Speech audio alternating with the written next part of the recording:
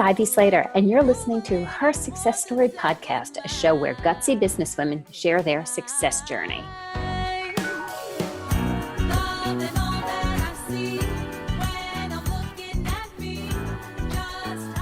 Hi, this is Ivy Slater, and welcome to today's episode of Her Success Story.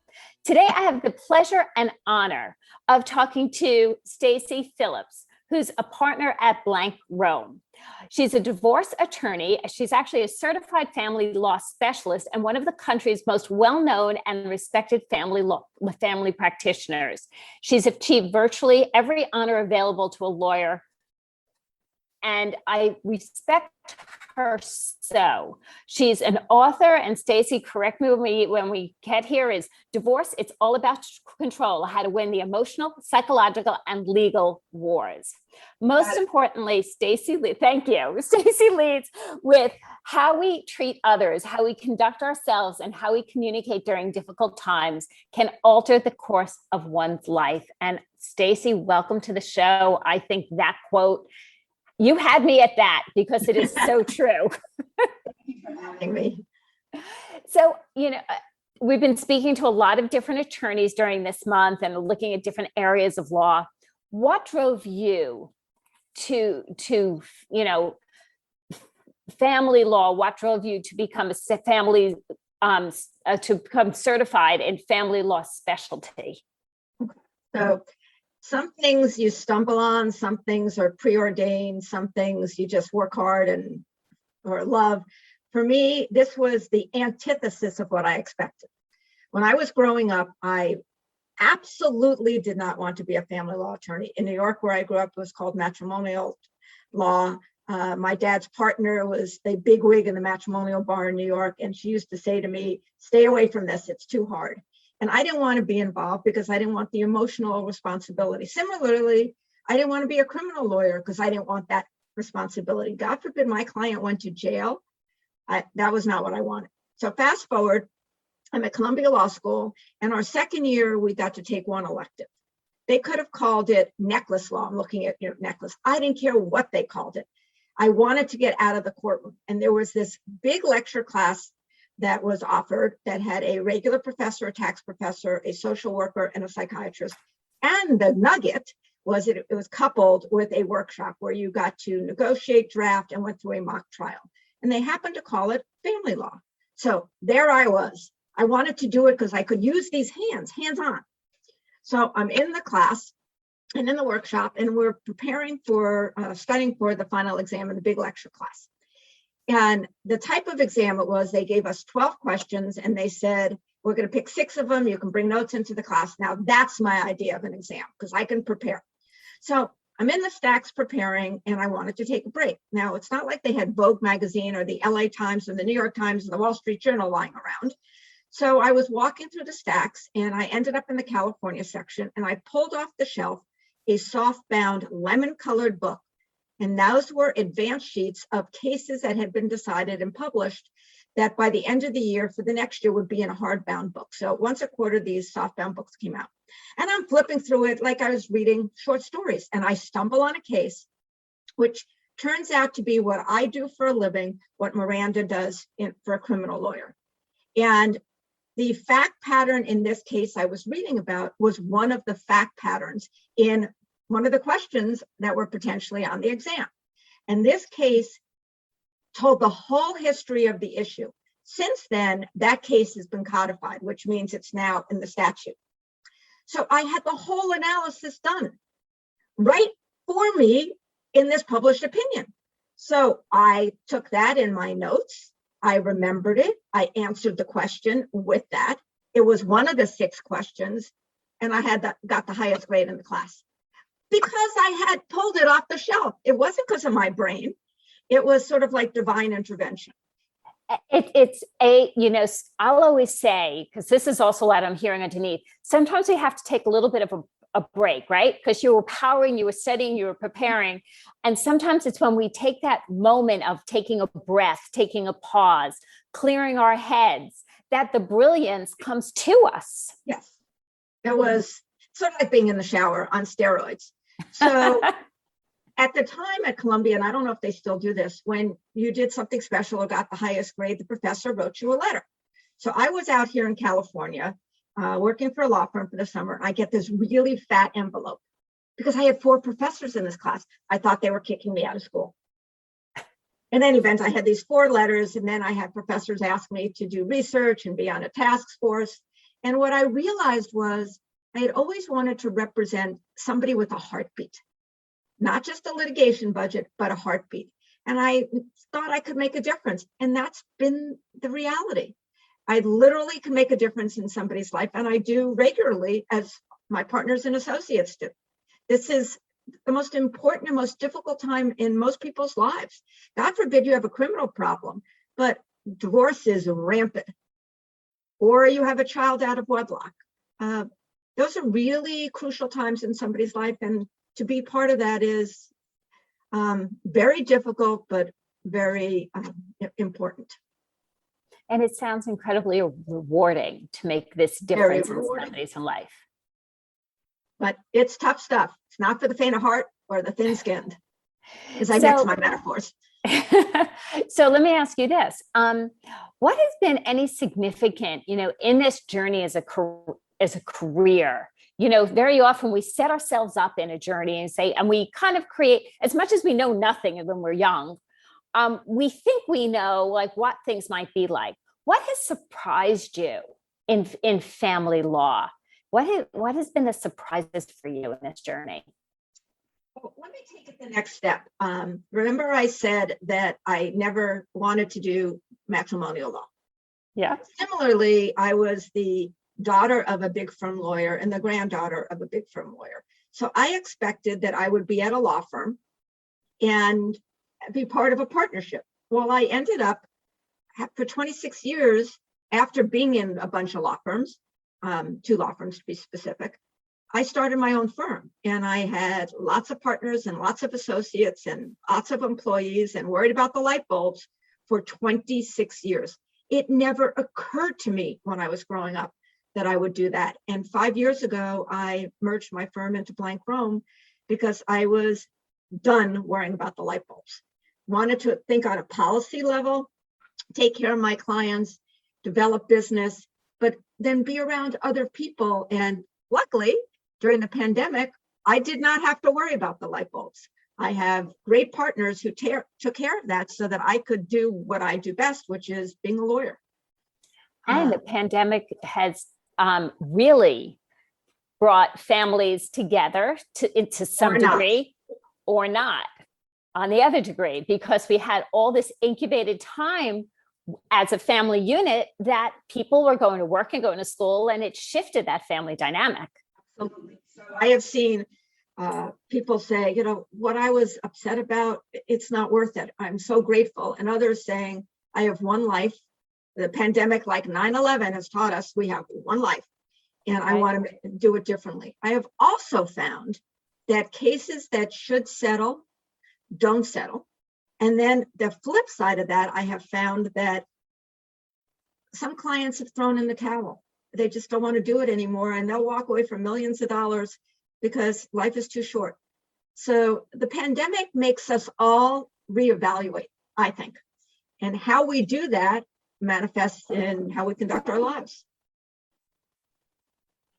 And I think that's really well said. And it's important for all of us every so often to stop and reevaluate. And it sounds like you did that as you transitioned and decided to merge your firm, that there is something about being a leader of a firm, especially a good sized firm.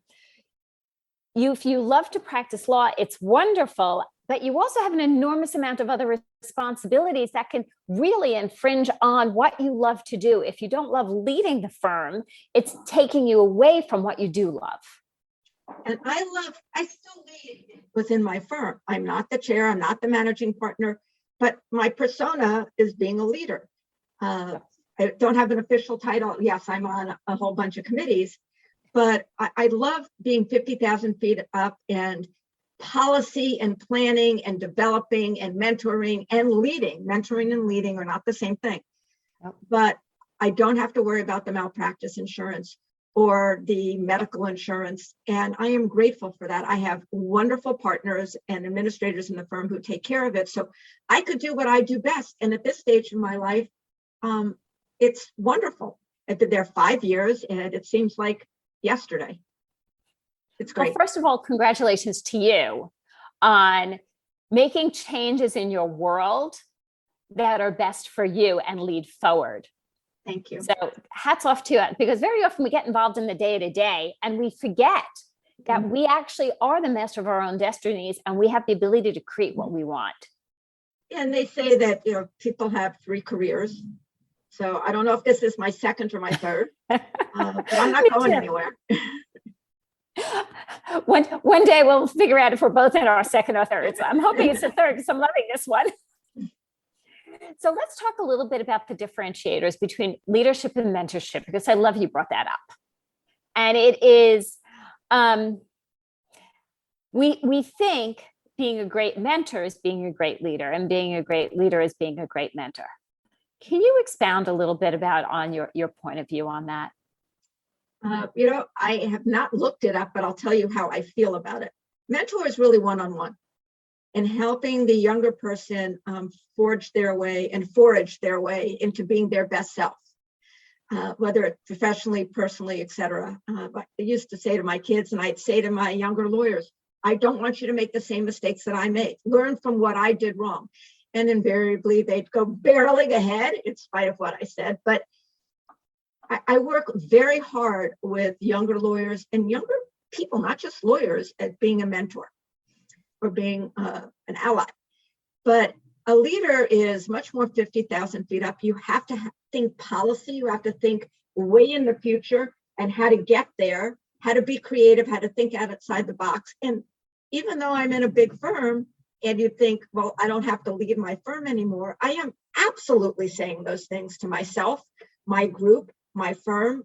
As an example, when I got to Blank Rome, I had this idea to start what we now call our Women's Leadership Summit. And I did it because I could see the women throughout the country, and I wanted to get to know my partners better. I figured that we could only sell if we really knew each other. And then I wanted to develop only relationships women can make with other women lawyers who were CLOs or GCs in firms. Thank God for the leadership of my firm. They liked my idea. Literally, I was at the firm for 3 months when I came up with this idea. And 9 months later, we were doing this.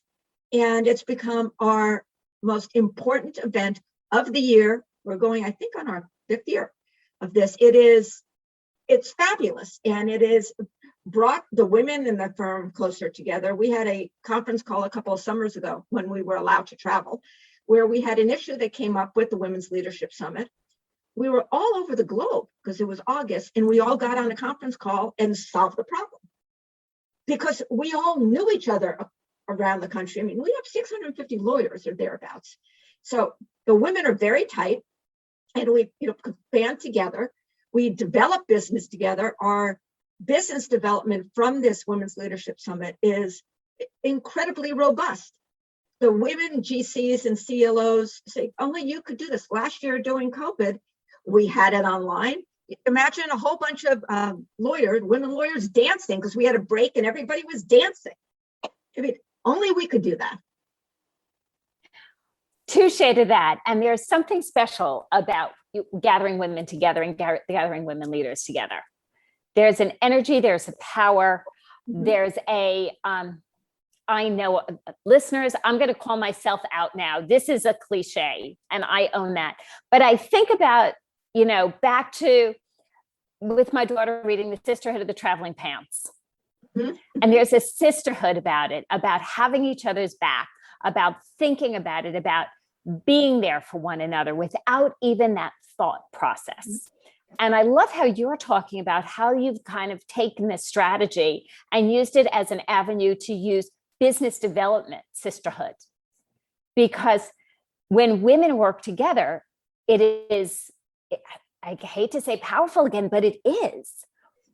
Powerful and very different. And men have done a beautiful job of developing business whether it's on the golf course or the racquetball court. And some women do that, but we do it just generically differently and genetically differently. So own it. Do what we do best. Build our sisterhood. And it works. And it works. Stacy, for the listeners saying, gee, how do I look at my career going forward? What are some nuggets or tips I could take away? What is some advice for the up and coming leaders of tomorrow, some of which are attorneys, some of which are not, who are saying, wow, Stacy really built a life and a business that is expansive. And what we're hearing, and I know I'm hearing, is in integrity to what's important to you. Integrity and ethics are exactly how I was raised. So you just bring tears to my eyes. I normally speak in threes. So let me see if I can do three. One, work your butt off. There is nothing that can replace hard work. Not only because you'll spend the time, you'll get to know people, but you'll learn your craft. In addition to hard work, think outside the box. I had one judge say in a settlement conference once to me, we don't only do that way. And I said, if people hire me to be a cookie cutter, I'm taking down my shingle. They hire me to think outside the box. And three, and I had it, and I'm going to lose it. Give me a moment. Yes. I say often, if you have a bad experience, and it's a bad experience, that's all it is.